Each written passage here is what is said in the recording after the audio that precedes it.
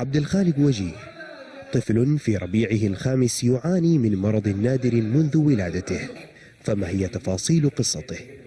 المرض هو عبارة عن تساقط في الجلد بشكل على مدار الساعة. الجلدة بتنزل الجلدة الطبيعية، بتطلع جلدة طبيعية، وبترجع تسقط الجلدة الطبيعية الثانية وتطلع جلدة ثالثة، وهكذا. يعني إفراز الجلد، هرمونات الجلد أو هرمونات أو الجينات اللي بتفرز الجلد هذه بتفرز جلد يعني باستمرار. كتبت لوزير الصحة بحالة الولد وارسلت صورة من التقارير تبعه، لكن ما جاني أي رد.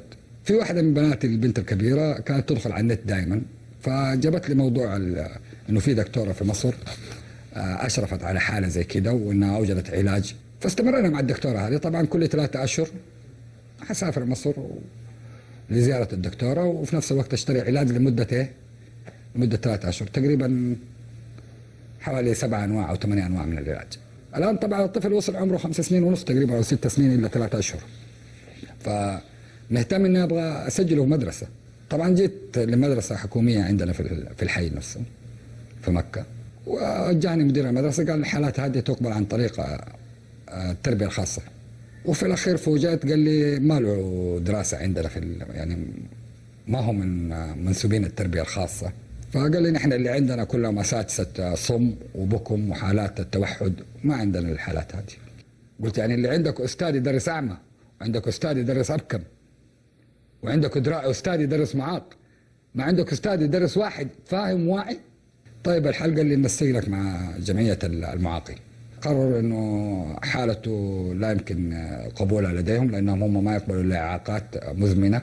طبعا المدارس هذه مدارس بزنس بصراحه، يعني مدارس كل مدرسه تدور للفائده الماليه اقل شيء. فاغلب يعني تقول لك مديره المدرسه مثلا لما تروح لها ولا تقول لك انا ماني مستعد اتقبل طالب وينفصل من عندي 10 ولا 15 طالب مثلا ينفجعوا من منظر الولد او من القشور اللي تسقط عليه، فما عندي استعداد ان انا اخسر 10 طلاب عشان اسجل لك ولدك. يعني المراحل اللي بمر عليها وقت الاستحمام انه لازم اغطس الجلد بالماء، اشبع الجلد بالماء بحيث انه لما تنزل الجلده تخرج بلطف يعني بلينه، ما اقعد اجرها بحيث انه اسبب له مشاكل. انت لما تجلسي لحالك يعني تشوفيه الولد قدامك ايش اللي يجي في بالك؟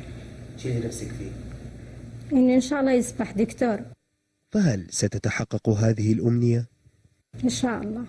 أناشد وزير التعليم بأنه يتم توجيه أمره الكريم لتعليم مكة بقبول حالة الابن وقبول دراسته في أي مدرسة حكومية أو خاصة أو أي مدرسة يشوفوها مناسبة لحالته.